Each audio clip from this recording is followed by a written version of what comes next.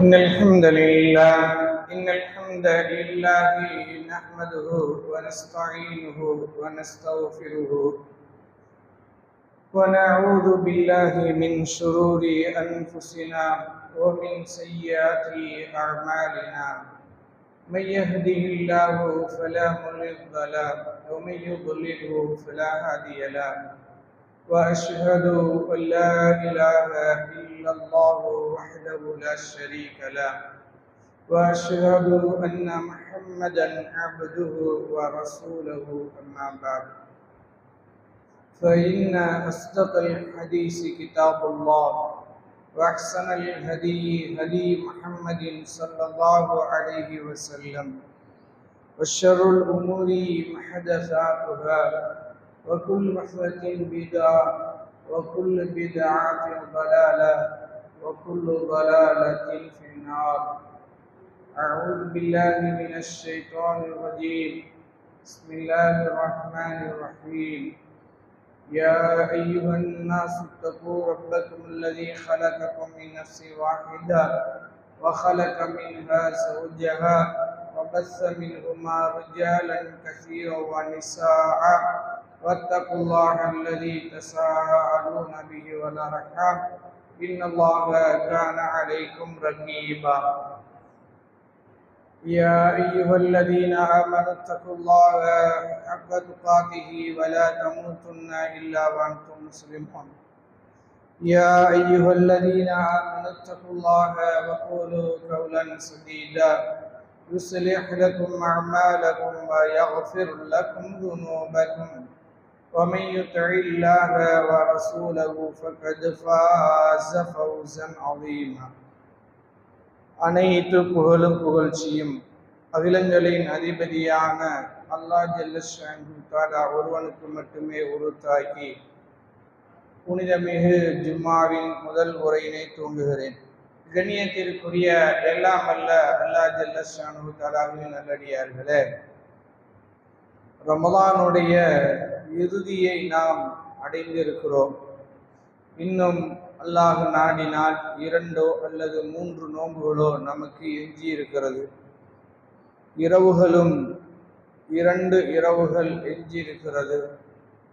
இப்படி அல்லாஹ்வுடைய புது நன்மைகளை கொண்டு வந்து சேர்க்கிற, நன்மைகள் பூத்து குலுங்குற ரமலான் நம்மளை விட்டு சென்று கொண்டிருக்கிற இந்த நேரத்தில் ரமலானுக்கு அடுத்ததாக அல்லாஹ் நமக்கு வழங்கி இருக்கக்கூடிய பெருநாளை பற்றியான சில தகவல்களை, அல்லாஹ்வும் ரசூலும் சொன்னவைகளை நாம் அறிந்தால் பெருநாளை கொண்டாடுவதற்கு இலகுவாக பயனுள்ளதாக இருக்கும் என்ற அடிப்படையில் பெருநாளின் சட்டங்கள் என்ற தலைப்பு தெரிவு செய்யப்பட்டிருக்கிறது. பெருநாளை பொறுத்த வரைக்கும் அல்லாஹ் ஃபர்ஸ்ட் திருமறையில சொல்லுகிற போது ஷஹ்ரு ரமதான் அல்லதி உன்சில ஃபீஹில் குர்ஆன் ஹுதல் லின்னாஸி வ பையினாத்தின் மினல் ஹுதா வல் ஃபுர்கான் ஃபமன் ஷஹித மின்குமுஷ் ஷஹ்ர ஃபல்யஸ்முஹு வமன் கான மரீதன் அவ் அலா ஸஃபரின் ஃபஇத்தத்தும் மின் அய்யாமின் உஹர். ரமதான் மாதம் எத்தகையது என்றால் அதில்தான் மனிதர்களுக்கு நேர்வழியாட்டியாகவும் நன்மையையும் தீமையும் பிரித்தறியக்கூடியதாகவும் ஒவ்வொரு நேர்வழியையும் தெளிவுபடுத்தக்கூடியதுமாக இருக்கிற திருமறை குர்ஆன் அருளப்பட்டது. எனவே உங்களில் யார் அந்த மாதத்தை அடைகிறார்களோ அவர்கள் நோன்பு நோற்கட்டும்.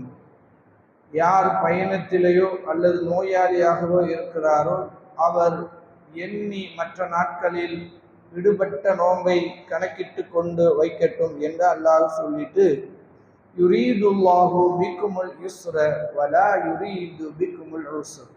அல்லாஹ் உங்களுக்கு இலகுவையே விரும்புகிறான், உங்களுக்கு அவன் கஷ்டத்தை விரும்பவில்லை என்று சொல்லிட்டு, லிதுகப்பிருல்லாஹ அலா மா ஹதாக்கும், அல்லாஹ் உங்களுக்கு நேர்வழி காட்டியதற்காக வேண்டி அல்லாஹ்வுக்கு நீங்கள் தக்பீர் சொல்லுங்கள். அல்லாஹ் சொல்றான், வலா யுரீது பிக்குமுல் யுஸ்ர் வலிதுக்மிலுல் இத்தத வலிதுகப்பிருல்லாஹ அலா மா ஹதாக்கும் வ லஅல்லக்கும் தஷ்குரூன். உங்களுக்கு எண்ணிக்கையை முழுமைப்படுத்தியதற்காகவும் உங்களுக்கு நேர்வழி காட்டியதற்காகவும் நீங்கள் நன்றி செலுத்தியவர்களாக மாறுவதற்காகவும் அன்றைய நாளில் நீங்கள் அதிகமாக அல்லாஹ்வின் மீது தக்பீர் சொல்லுங்கள். அல்லாஹ் அடுக்குறான், எண்ணிக்கையே அல்லாஹ் பூர்த்தியாக்குறான். 29 வச்சாலும் அதுக்குரிய அர்த்தம் என்ன? 29 வந்தோடனே சிலருக்கு ஒரு நோம்பு போயிடுச்சே கவலை. நீங்க ஏன் கவலைப்படுறீங்கன்றதுக்கு பதில் தான் அது. 29 இருந்தாலும் நன்மை எத்தனை? நன்மை 30 தான். நன்மையில குறையே கிடையாது. மாசம் 1 மாத காலம் நோம்பினுடைய நன்மையில எந்த குறையும் அல்லாஹ் வைக்க மாட்டான். எண்ணிக்கை அவன் பூர்த்தியாக்கி கொடுப்பான். அதே போல உங்களுக்கு நேர்வழி காட்டி இருக்கிறான். அது நீங்கள் நன்றி செலுத்துவதை விரும்புகிறான். இப்படி எல்லாத்தையும் அல்லாஹ் சொல்லிட்டு இதுக்கு நீங்க செய்ய வேண்டிய பிரதி உபகாரம் ஒண்ணு தக்பீர் சொல்லுங்கள். ஃபஜ்ருக்கு தொழுது நீங்க பெருநாள் பிறை தெரிஞ்சதுல இருந்து நீங்க அல்லாஹ்வின் மீது தக்பீர் சொல்ல ஆரம்பிச்சுங்க, அல்லாஹ்வை பெருமைப்படுத்த ஆரம்பிச்சுங்க. அந்த தக்பீர் எப்படி சொல்லணும் என்பதை இப்னு மஸ்ஊத் ரலியல்லாஹு அன்ஹு அவர்கள் ஒரு ஃபார்மட் சொல்லி கொடுத்திருக்கிறார்கள். அதான் நம்ம ஹஜ்ஜில இங்க எல்லாம் கேட்கிறோம்ல, அல்லாஹு அக்பர் அல்லாஹு அக்பர் அல்லாஹு அக்பர் அல்லாஹு அக்பர் லா இலாஹ இல்லல்லாஹு அல்லாஹு அக்பர் அல்லாஹு அக்பர் வலில்லாஹில் ஹம்த். இந்த ஃபார்மட் சொல்லி இருக்கிறார்கள். இது ரசூலா காட்டி கொடுக்கல, சஹாபாக்கள்ல ஒருத்தர் செஞ்சிருக்கார், மற்ற சஹாபாக்கள் அதை பெருசா எதிர்க்கல. அதனால அதையே சொல்லலாம். அல்லது நீங்க வெறும் அல்லாஹு அக்பர் என்ற வார்த்தையை எவ்வளவு முடியுமோ அவ்வளவு அன்றைய நாளில் சொல்வதற்கு நியத் வையுங்கள். ஃபர்ஸ்ட் நமக்கு எப்படி ஒரு திட்டமிடுதல் இருக்கிறதோ அது மாதிரி பெருநாள் அன்னைக்கு பிற பார்த்ததுல இருந்து மறாது பிறை தெரிகிற வரைக்கும் அந்த 24 மணி நேரத்தில் ஒரு 100ல இருந்து ஒரு 1000 தடவையாவது நான் அல்லாஹ் அக்பர் சொல்லிடுவேன். நின்றுக்கிட்டு சொல்லுங்க, உட்கார்ந்துட்டு சொல்லுங்க, படுத்துட்டு சொல்லுங்க. எப்பொழுதெல்லாம் உங்களுக்கு கிடைக்கிற டைம் அப்பொழுதெல்லாம் நாவு பசுமையாக அல்லாஹ் அக்பர் அல்லாஹ் அக்பர் என்று சொல்லிக்கிட்டே இருக்கட்டும். ஏன்? அல்லாஹ்வை நீங்க அப்பதான் உணர்றீங்கன்னு அர்த்தம். போன ரமலான்ல இருந்தவர்கள் இன்று நம்மோடு இல்லை. இந்த ரமலான்ல நம்மோடு எத்தனையோ பேர் இருந்தவர்கள் நோன்பை பூர்த்தி செய்ய முடியல, அல்லாஹ் அழைத்து கொண்டான். ஆனால் நமக்கு இந்த உலகத்தில் அந்த வாய்ப்பை வழங்கி இருக்கிறான். இன்னும் பெருநாளை கொண்டாடுகிற பாக்கியத்தையும் அல்லாஹ் கொடுத்திருக்கிறான். அதுவும் எப்படிப்பட்ட பெருநாள் என்றால் ரசூல் ஸல்லல்லாஹு அலைஹி வஸல்லம் அவர்கள் அன்றைய நாளில் அவ்வளவு விஷயங்களை அனுமதித்திருக்கிறார்கள். ஒரு விசை கருவிகளை பார்த்தாலே ரசூல்லா வெறுக்கிறவர்கள். இனியும் சொல்ல போனால் இசை கருவியை ரசூல்லா சொன்னார்கள், நான் அனுப்பப்பட்டதை இசை கருவிகளை ஒட்டை தெரிவதற்காக என்றார்கள். அப்படிப்பட்ட ரசூல் ஸல்லல்லாஹு அலைஹி வஸல்லம் தப்சு சலின் சப்தம் இல்லாமல் வெறும் ஓசை மட்டும் வருகிற சப்தத்தை வச்சு தப்சு அடிக்கிட்டு ஒரு பெண்ணு பாடிட்டு இருக்கிற போது சின்ன குழந்தை, ஒரு 10 வயசு குழந்தை போல அடிச்சுக்கிட்டு இருக்கு. உடனே அபூபக்கர் ரலியல்லாஹு அன்ஹு அவர்கள் சொல்லுகிறார்கள், அல்லாஹ்வுடைய தூதரிடத்தில் இசையா என்று கண்டிக்கிற போது ரசூல் ஸல்லல்லாஹு அலைஹி வஸல்லம் சுகத்தை பார்த்து படுத்திருந்தவர்கள் திரும்பி சொன்னார்கள், தயா அபூபக்கர், அபூபக்கரை விடுங்கள், இன்று நமக்கு பெருநாள், சந்தோஷமா இருக்கட்டும், விடுங்க, இருக்கட்டும்ன்றாங்க ரசூலுல்லாஹ். ஏன்னா அவர்களுக்கு எப்படி அல்லாஹ் பெருநாள் ஆக்கியிருக்கான் அந்த மாதிரி நமக்கு பெருநாள் ஆக்கியிருக்கிறான் இன்னைக்கு என்று அந்த மாற்று மதத்தவர்கள் பெருநாள்ல எப்படி சந்தோஷமாக மனமகிழ்வோடு இருப்பார்களோ அதை விட பல மடங்கு மனமகிழ்வோடு இருங்கள், அல்லாஹ்வை தக்பீர் சொல்லுங்கள் என்பதை அல்லாஹ்வுடைய தூதர் ஸல்லல்லாஹு அலைஹி வஸல்லம் அவர்கள் சொல்கிறார்கள். அப்ப நம்ம சந்தோஷத்தின் உச்சத்தில் நின்று அல்லாஹ்வை பெருமைப்படுத்துறதுன்னா சும்மா போற போக்குல அல்லாஹ் பண்ணல, உள்ள ஆள் மனதுல இருந்து வரணும். அல்லாஹு அக்பர், இந்த உலகத்தில் எல்லாத்தையும் விட நீதாண்டா அல்லாஹ் பெரியவன், என்னை உயிரோட வச்சிருக்கிறிய அதுக்கு அல்லாஹ் அக்பர், என்ன பெருநாள் கொண்டாட வச்சிருக்கிய அதுக்கு அல்லாஹ் அக்பர், என் குடும்பத்தில் சந்தோஷ மகிழ விட்டிருக்கிறிய அதுக்கு அல்லாஹ் அக்பர், என் குடும்பத்தில் இருக்கக்கூடிய எல்லோரையும் உயிரோடு விட்டு சந்தோஷப்படுத்துகிறிய அதுவே இது. ஒரு மவுத்து விழுந்துட்டு அந்த குடும்பமே சந்தோஷம் போயிருதா இல்லையா? பெருநாள் மாதிரி அன்னைக்கு அவங்க வீட்டுல போய் பாருங்க, அப்பதான் நம்ம வீட்டுக்கு அல்லாஹ் வழங்கி இருக்கக்கூடிய ஞாபகத்து நமக்கு புரியும். அவ்வளவு சந்தோஷத்துக்கு உள்ள மகிழ அல்லாஹ் அக்பர் சொல்லுவது அன்னைக்கு சுன்னத், இதை பெருமைப்படுத்துவது. அதனால குறைஞ்சது 100ல இருந்து 1000 வரைக்கும் இலக்கு வைங்க. அல்லாஹ் அந்த 24 மணி நேரத்துல உங்களுக்கும் எனக்கும் உங்கள் குடும்பத்தில் என் குடும்பத்தினருக்கு எல்லோருக்கும் இந்த தௌஃபீக்கை செய்யணும். எல்லோரும் நின்று கொண்டு உட்கார்ந்து கொண்டு படுத்துக்கொண்டு எந்த நிலையிலும் ஒரு 1000 முறையாவது அல்லாஹ்வை பெருமைப்படுத்துவோம். அல்லாஹ்வுடைய தௌஃபீக் தருவான். இரண்டாவது பெருநாள் என்பது ரசூல் ஸல்லல்லாஹு அலைஹி சொன்னார்கள், இந்த பெருநாளை பொறுத்த வரைக்கும் காலையில் எழுந்த உடனேயே ஃபஜ்ர் தொழுதுட்டு சஹரு என்பதை உணராமல் இருப்பதற்காக ஃபர்ஸ்ட் செஞ்சது அன்னைக்கு சாப்பிட்டது. ஒரு பேரீத்தம்பழத்தையாவது ரசூல் ஸல்லல்லாஹு அலைஹி வஸல்லம் சாப்பிட்டு தான் பெருநாள் தொழுகைக்கு கிளம்பினார்கள். ஏன்னா நம்ம ஒரு மாதம் நோன்பு வச்சிருக்கோம்ல, ஃபஜ்ருக்கு பின்னால் எதையுமே சாப்பிடாம இருந்த நாக்குக்கு ஃபர்ஸ்ட் அன்னைக்கு நீங்க சஹரு இல்லைன்றதை உணர்த்துறாங்க ரசூலுல்லாஹ். இன்னைக்கு உங்களுக்கு நோன்பு கிடையாது, நோன்பு ஹராம். அல்லாஹ் பாருங்க, ஒரு மாசம் நோன்பு வைக்க சொன்ன ரப்பு நோன்பு விடுவதுக்கு ஹராம் ஆக்கியிருந்த ரப்பு பெருநாள் அன்னைக்கு நோன்பு ஹராம். அது எப்படி முறிக்கிறீங்கன்னா, ஃபஜ்ர் தொழுதுட்டு போறீங்களா, டப்புன்னு ஒரு பேரிச்சம்பழத்தை வாயில போட்டு அல்லது தண்ணியை தூக்கி குடிச்சிருங்க, டீயை தூக்கி குடிச்சிருங்க. குடிச்சிட்டு ஃபர்ஸ்ட் நீங்க ஃப்ரீ ஆயிருங்க. ஆயிட்டு நீங்கள் நோன்பு பெருநாள் தொழுகைக்கு கிளம்புகிற போது 2 அடிப்படையை நீங்கள் மனசுல வச்சுக்கணும். ஒன்று, திடலுக்கு வருகிற போது போவதற்கு ஒரு வழி, திரும்புவதற்கு ஒரு வழி. பெருநாள் தொழுகைக்கு வர்ற போது ஒரு வழியில நம்ம வந்தோம்னா இன்ஷா அல்லாஹ் இப்படி வந்தீங்கன்னா இங்க நிப்பாட்டிட்டு தொழுதுட்டு முடிச்சுட்டு இப்படி கிளம்பி இப்படி ஊர் சுற்றி போயிருக்கு. அல்லாஹ் அப்படி கொடுத்துருக்கான் நமக்கு. வருஷம் அல்லாஹ் நம்ம போடுற அந்த தொழுகை இடத்திற்கு பெரிய பாக்கியத்தை வழங்குறான். ஒரு வழியே கிடையாது, 2-3 வழியை ஏற்படுத்துறான் அல்லாஹ். இப்படியும் போலாம், இப்படியும் போலாம், இப்படியும் போலாம், இப்படியும் போலாம். 4 வழி அல்லாஹ் வச்சிருக்கிறான். நீங்க 4 வழியில 2 வழியை தேர்ந்தெடுத்துங்க. ஒன்று வருவதற்கு, ஒன்று போவதற்கு, ஒன்று. ரசூல் ஸல்லல்லாஹு அலைஹி வஸல்லம் அவர்களுடைய சுன்னத் இது. இரண்டாவது, பெருநாளுடைய வர்ற போது பெருநாள் தொழுகையின் முறைகள். பெருநாள் தொழுகையே அது சுன்னத்தா ஃபர்லா அது நஃபிலா என்பதுல நிறைய கருத்து வேறுபாடுகள் இருக்கிறது.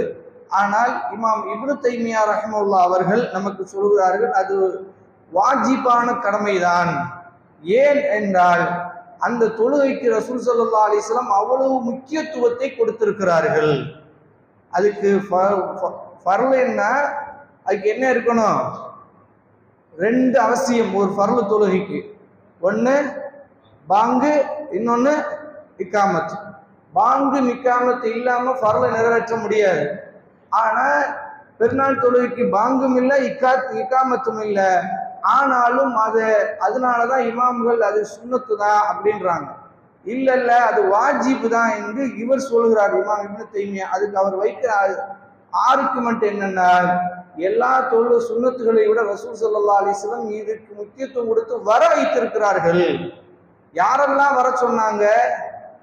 எல்லாத்துல சிறியவர்கள், பெரியவர்கள், அதே போல பெண்கள், கன்னி பெண்கள், மாதவிடாய் பெண்கள், பாலூட்டி தாய்மார்கள் எல்லோரும் வீட்டை காலி பண்ணிட்டு தொழுமுடத்துக்கு வந்துருங்க, எல்லாரும் அங்க வந்துருங்கன்றாங்க ரசூலுல்லாஹ். ஏன் அங்க வந்து தொழுக தடை செய்யப்பட்ட பெண்கள் கொஞ்சம் ஒதுங்கி இருந்துருங்க, நீ வரக்கூடாது, வரணும். உம்மாதியார் ரலியல்லாஹு அன்ஹா அவர்கிட்ட அவங்க கேட்கிறாங்க, யா ரசூலல்லாஹ், சில பெண்களுக்கு புர்கா இல்லையே. அந்த காலத்துல அவ்வளவு ஏழ்மையா இருந்திருக்காங்க பாருங்க. பெருநாள் அன்னைக்கு புர்கா அவங்க கூட வசதி இல்லாம இருந்திருக்காங்க சஹாபியர்கள் பெண்கள். புர்கா இல்லையே அப்படின்னா பக்கத்து வீட்டு பெண் அந்த பெண்ணுக்கு தர்மமாக அல்லது கொஞ்ச நேரம் கிஃப்டாக கொடுத்து கூட்டுட்டு வாங்க, வீட்டுல விட்டுறாதீங்க, யாரையும், எல்லோரையும் கொண்டு வாங்க அப்படின்றாங்க. ஏன்?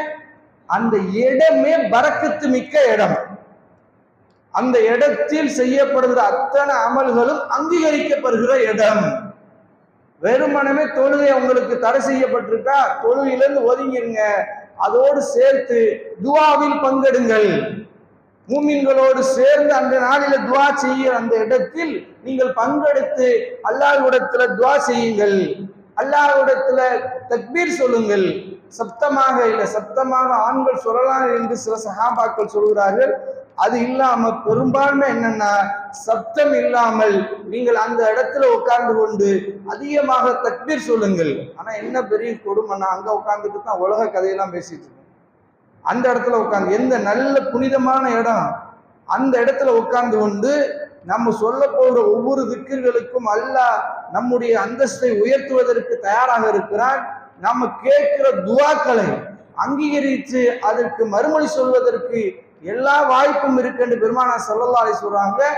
அங்கு அவ்வளவு முக்கியத்துவம் இருப்பதனால் வந்து உட்கார்ந்து ஆண்களும் பெண்களும் நீங்கள் துவா செய்யுங்கள், அல்லது தக்பீர் சொல்லுங்கள், அல்லது தஸ்பீஹ் செய்யுங்கள். அங்கு பாங்கு கிடையாது, இக்காமத்து கிடையாது, வந்து உட்கார்ந்து வேண்டியது. ஓகே, இது எல்லாரும் மன்னோட இந்த ஹதீஸ் அடிப்படையாக வச்சுட்டு அவர் சொல்றாரு, இது ஃபர்து, இது வாஜிபு தான் என்று சொல்லுகிறார். அல்லாஹு அலம், வாஜிபாக சுன்னத்தோ, ஆனா அந்த தொழுகை வலியுறுத்தப்பட்ட தொழுகை. அடுத்ததாக அந்த தொழுகையினுடைய முறைகளை நமக்கு சொல்லி கொடுத்திருக்கார்கள்.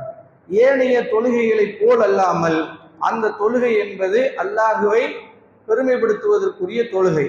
அந்த தொழுகையில அதிகப்படியான 7 தக்பீர்கள், 12 தக்பீர்களை ரசூல் ஸல்லல்லாஹு அலைஹி வஸல்லம் கற்றுக் கொடுத்திருக்கிறார்கள். உலகம் முழுவதும் குறிப்பாக ஹனஃபி மதுஹபுகள் செய்கிற ஒரு பெரிய பிழை, இந்த பெருநாள் தொழுகையை நாசமாக்கணும்.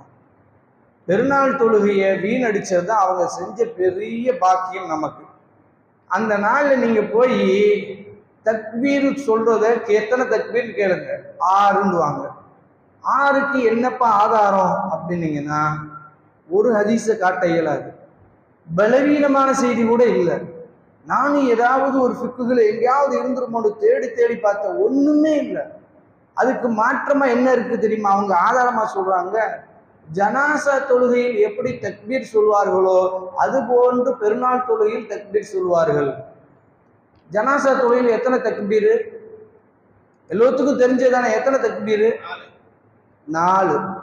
ஆனா 2 ரக்காத்துக்கு 4 நாளா எத்தனை வரணும்? 8 வரணும்ல. ஒரு ரக்காத்துக்கு 4ன்னா 2 ரக்காத்துக்கு எத்தனை வரணும்? 8 வரணும்ல. 8 எங்கெங்க அப்படின்னு கேட்டா, அது ஏற்கனவே ஒரு தக்பீர் ருக்குல இருந்து எந்திக்கிறதுக்கு முன்னால சொல்றோம்ல, அதையும் சேர்த்துக்கிறோம். எப்பங்க சொல்லணும் தக்பீரு? அவங்க செஞ்ச அமல்னால அவங்களுக்கே பிரச்சனை. சூரத்துல் ஃபாத்திஹா ஓதிட்டு, துணை சூரா ஓதிட்டு, ருக்குக்கு போறதுக்கு முன்னால தக்பீர் சொல்லணும். இப்படி சொல்றது அவங்களுக்கு எவ்வளவு சிரமமா இருக்கு பாருங்க. சூரத்துல் ஃபாத்திஹா ஓதிடுறாரு, துணை சூரா ஓதிடுறாரு, டக்குன்னு ருக்குக்கு போயிடுறாரு, தக்பீர் போயிடுச்சு. ஏன்னா நீங்க நீண்ட அமலுக்கு பின்னால புதிதாக ஒரு அமலை கவனம் எடுத்து செய்வது சிரமம். ரசூல் அதனால ஆக்கல. இது அந்த செய்தியும் பலவீனமான செய்தி. ஆனா அதை ஃபாலோ பண்ணுவதில் கூட பிழை.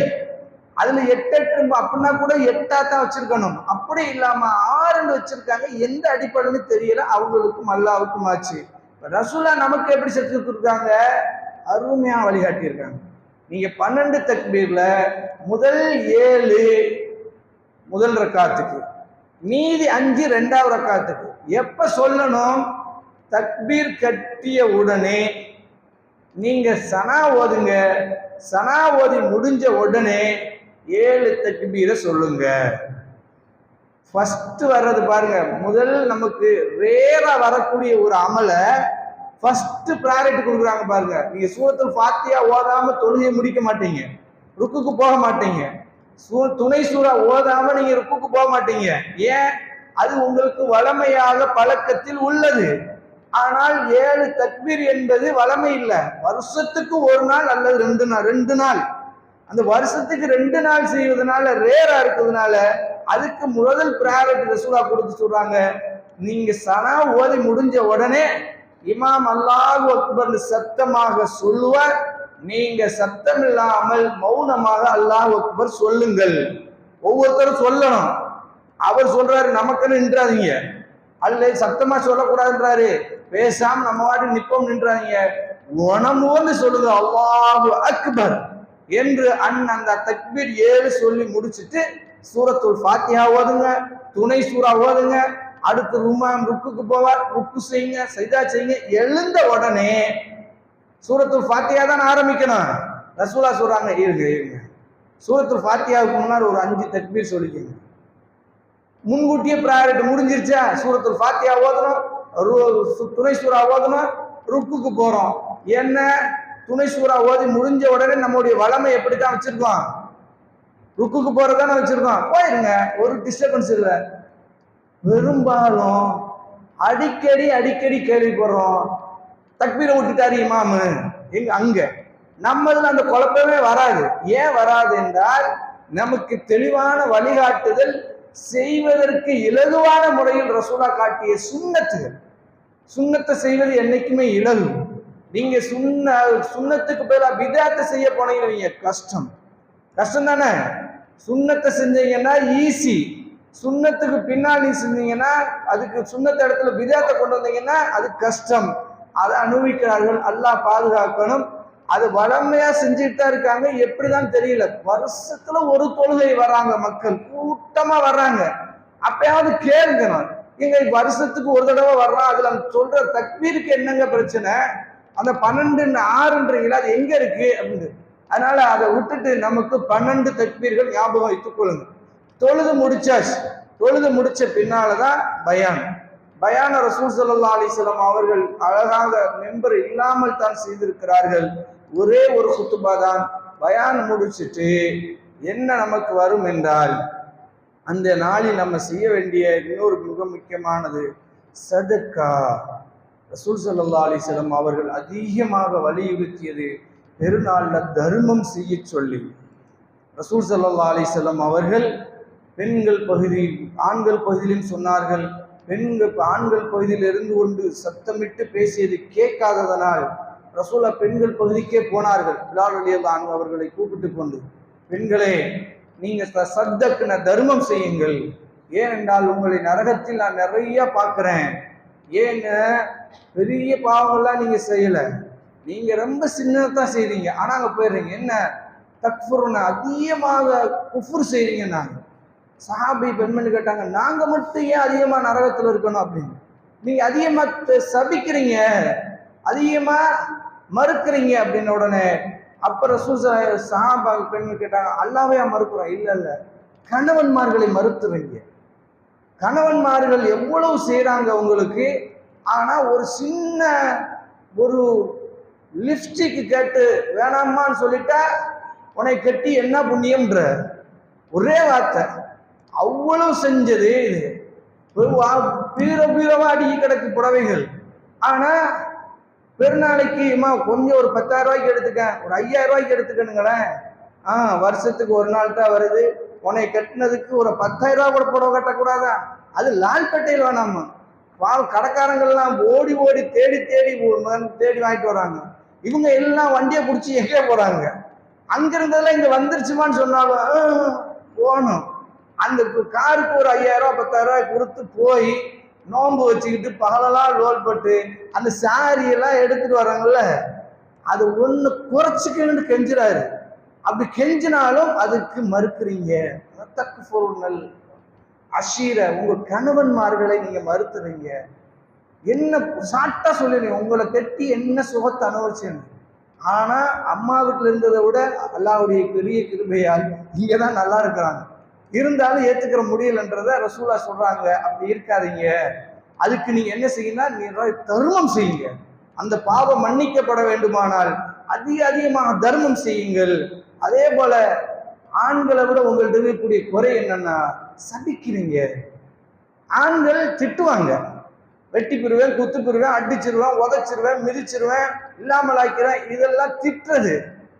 சபிக்கிறது என்ன, நாசமா போன வாடா, தொலைஞ்சு போக, வந்து தொலை, கூப்பிடுறதே.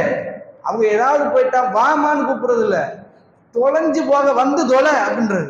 சபிக்கிறது யார? பெத்த பிள்ளைங்க. தொலைஞ்சு போயிடுச்சுன்னு வைங்க, அப்புறம் அடிச்சுக்கிட்டு அழுகுறது, ஐயோ ஐயா எல்லாம். இது எதுக்கு? அதான் ரசூலா சொன்னாங்க, நீங்க இயல்பாவே சபிக்கிறீங்க, அது வேணாம். அதனால இந்த பாவங்களை நீங்க மன்னிக்கப்படணும்னா பெருநாளையில சதக்கா செய்யுங்கள், தர்மம் செய்யுங்கள் அதிகமா. இந்த உடனே சஹாபிய பெண்மணிகள், மறுமைக்கு பயந்தவர்கள், அள்ளி போட்டார்கள். காதுல கழுத்துல கிடந்தது, காதுல அணிந்தது, கையில போட்டிருந்த வளையல், தங்கத்தை பூரா அள்ளி போட்டு நரகத்திலிருந்து மீண்டார்கள். பிலால் ரலியல்லாஹு அன்ஹு அந்த பையை சுமந்துட்டு வந்தாங்க. ஏன்னா தர்மம் செய்வது பெருநாளைக்கு ஒரு சுண்ணத்தான அமல் என்பதே மறந்து போச்சு. ஏதோ போனா 10 ரூபாயை போட்ட முடியல, நிறைய செய்யுங்க, அந்த இடத்தில் செய்யப்படுகிற அமல் அங்கீகரிக்கப்படும் என்ற நம்பிக்கையோடு. மற்ற அதுல என்னன்னா, நம்ம கேட்கிறாங்க, பள்ளிவாசலுக்கு கேட்கிறாங்கன்னா கொடுங்க. இங்க நம்ம நம்பிக்கை எப்படி இருக்குன்னா, கெட்டப்ப கொடுத்தது நீங்க எவ்வளவோ அவ்வளவு ரூபாய்க்கு இந்த உலகத்தில் நீங்க ஒரு வீட்டை கற்பனை கூட பண்ண முடியாது. ஆனா மறுமையில் அல்லாஹ் ஒரு வீட்டை கட்டி தருவதாக வாக்குறுதி கொடுக்கிறார். இந்த பள்ளிவாசலுக்கு ஒண்ணு கொடுத்துட்டாரு அப்படின்னா, நீங்க 10,000 கொடுத்தா என்ன 10 எவ்வளவு 1000 செங்கல் தான் வாங்க முடியும் இன்னைக்குள்ள ரேட்டுக்கு. ஆனா அல்லாஹ் சொர்க்கத்துல ஒரு வீடு கட்டி தரம்ன்றான். எப்படிப்பட்ட வீடு? இந்த செங்கல் அல்ல, அங்கு தங்கத்தாலும் வெள்ளிய, ஒரு செங்கல் வெள்ளியா இருக்கும், ஒரு செங்கல் தங்கமா இருக்கும். அதனுடைய அந்த டெக்கரேஷன் முன்னாடி இருக்கிறதெல்லாம் வைரம் வைடூரியத்துல எல்லாம் வச்சிருப்பாங்க. அந்த மண்ணை கஸ்தூரி மண்ணு, அவ்வளவு சிறப்பு சொல்றான். அதனால வரும்போதே நிறைய அள்ளிக்கிட்டு வாங்க. நம்ம பள்ளிக்கு நிறைய தேவை இருக்கு. இன்னும் இந்த பள்ளி வேலையை 10 வருஷமா ஓடிக்கிட்டே இருக்கு. வீடு ஒரு 2 வருஷம் போட்டா எவ்வளவு சொனங்குறங்க. ஆனா 10 வருஷம் 2016 இருந்து 2026 ஆக போகிறது. ஆனாலும் பள்ளி வேலை முடிஞ்ச பாடு இல்லை, போய்கிட்டே கிடக்கு. அதனால அல்லாஹ்வுக்காக அன்னைக்கு நிறைய எடுத்துட்டு வந்து வாளியில போடுங்க. அல்லாஹ் ரப்பல் இல்லாட்டி எழுதுங்க. இந்த பள்ளிவாசலுக்கு என்று அன்னைக்கு நம்பிக்கையோடு எழுதுங்க. இறைவா, இந்த பெருநாளில் துவாக்கள் அங்கீகரிக்கிற இடத்தில் இருந்து நான் கொடுக்கிறேன்.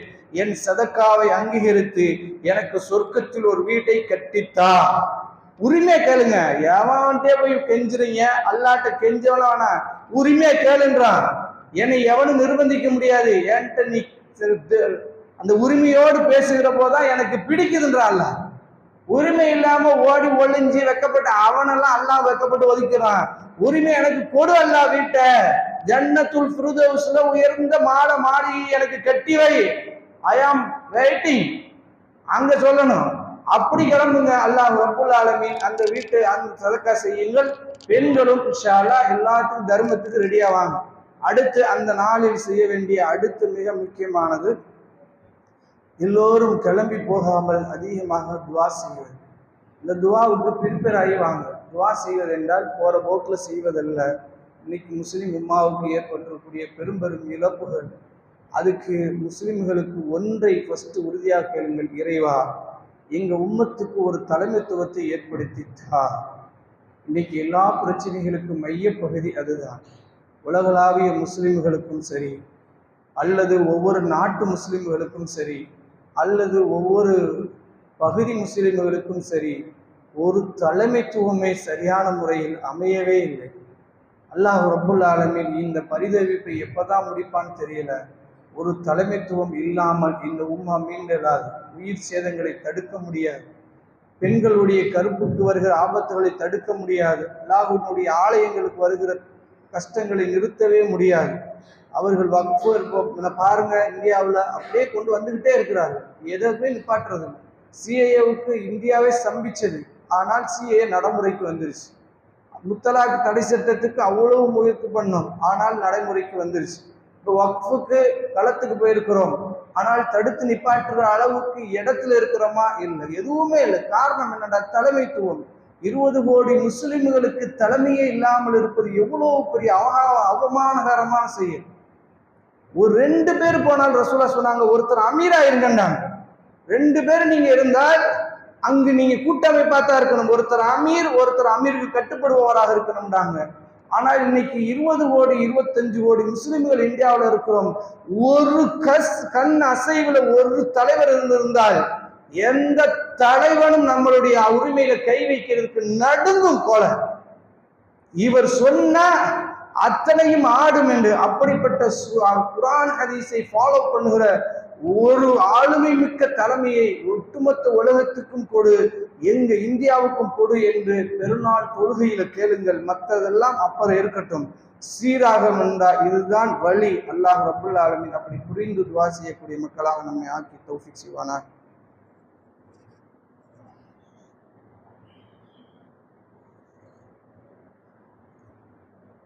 الحمد لله والصلاة والسلام على من لا نبي بعده فقد قال الله تعالى في القرآن العظيم أعوذ بالله من الشيطان الرجيم بسم الله الرحمن الرحيم وإذا حييتم بتحية فحيوا بأحسن منها أو ردوها إن الله على كل شيء حسيب. கண்ணியத்திற்குரிய எல்லாம் அல்லா ஜல்ல ஷானு தஆலாவின் நல்லடியார்களே, பெருநாளில் இன்னொரு சந்தோஷம். ஆனால் அதை வெளிப்படுத்துகிற முறைகளில் ஒரு கலக்கம், தயக்கம். என்ன என்றால், என்ன சொல்லி வாழ்த்துவது?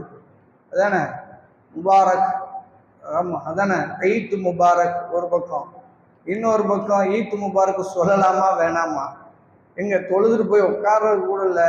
பெருநாள் அன்னைக்கு காலையிலே போன் வரும். என்ன போன் என்றால், ஈத் முபாரக்கு சொல்லலாமா கூடாதா? நான் வருஷத்துக்கு ஒரு நாள் தான் வருது, அது எப்படி பரிமாறிக்கிறது என்று. ஆனால் வாழ்த்து சொல்லுவது என்பது மார்க்கத்தில் அனுமதிக்கப்பட்டது. நபி ஸல்லல்லாஹு அலைஹி வஸல்லம் அவர்கள் தபுக்கு போரில் கலந்து கொள்ளாத 3 சஹாபாக்களை தண்டித்தார்கள். அவர்களை மன்னித்து அல்லாஹ் குர்ஆன் வசனம் இறக்கிய போது எல்லா சஹாபாக்களும் அவர்களுக்கு வாழ்த்து சொன்னார்கள். அதன் அடிப்படையில் வாழ்த்து சொல்வது மார்க்கத்தில் அனுமதிக்கப்பட்டது. அது எந்த வார்த்தைகளை கொண்டு சொல்வது என்பதில் தான் பிரச்சனை. அதுல தாபியன்கள் காலத்திலேயே ஒரு வழிமுறை இருந்திருக்கிறது. தக்கப்பலல்லாஹு மின்னா வ மின்கும். இந்த வார்த்தை அப்ப இருந்தே வருது. எந்த வார்த்தை? ஈத் முபாரக் இல்ல, தக்கப்பலல்லாஹு மின்னா வ மின்கும். எங்களிடமிருந்தும் உங்களிடமிருந்தும் அல்லாஹ் அமல்களை ஏற்றுக்கொள்வானாக. துவாவோடு ஒரு வாழ்த்து கண்டு ஒருத்தர் சொல்றாரு, ஜியாதுன்னு ஒருத்தர் சொல்றாரு. அது வளமையா வந்துருச்சு. இந்த இதுக்கு இமாம்கள்கிட்ட கேட்ட எந்த இமாம்களும் இதை அங்கே வெறுக்கவே இல்லை அல்லது தடுக்கவும் இல்லை. இதுல 2 இருக்கிறது. ஒன்று வாழ்த்தாவும் இருக்கிறது, இன்னும் துவாவாகவும் இருக்கிறது. இதை சொல்லலாம் என்று அனுமதிக்கிறார்கள். இது ஒருவேளை ஈத் முபாரக் என்றுதான் உங்களுக்கு சொல்லணும்னா அது சொல்லலாம். ஆனால் அதே வார்த்தையை வைத்துத்தான் சொல்லணும் என்று இல்லை. அது போன்ற வேறு வார்த்தைகளை கூட வைத்து நல்ல வார்த்தைகளாக வாழ்த்த சொல்லுங்க, ஷிர்கு பித்அத் இல்லாத வார்த்தைகளாக. ஆனால் வாழ்த்து சொல்லலாம். அது ஈத் முபாரக்காகவும் இருக்கலாம், அல்லது தக்கப்பலல்லாஹு மின்னா வ மின்கும் என்றதாக இருக்கலாம், அல்லது இது அல்லாமல் வேறு வார்த்தைகளை கொண்டதாகவும் இருக்கலாம். ஆனால் அடிப்படை வாழ்த்து சொல்லலாம். எந்த வார்த்தைகளை வைத்து சொல்வது அது உங்கள் விருப்பம் என்பதை புரிந்து அல்லாஹ் வாழ்த்தை பரிமாறி பெருநாளை மகிழ்ச்சியாக கொண்டாடுவோம். அல்லாஹ் அதற்குரிய தௌஃபீக்கை உங்களுக்கும் எனக்கும் தந்தல் புரிவானா.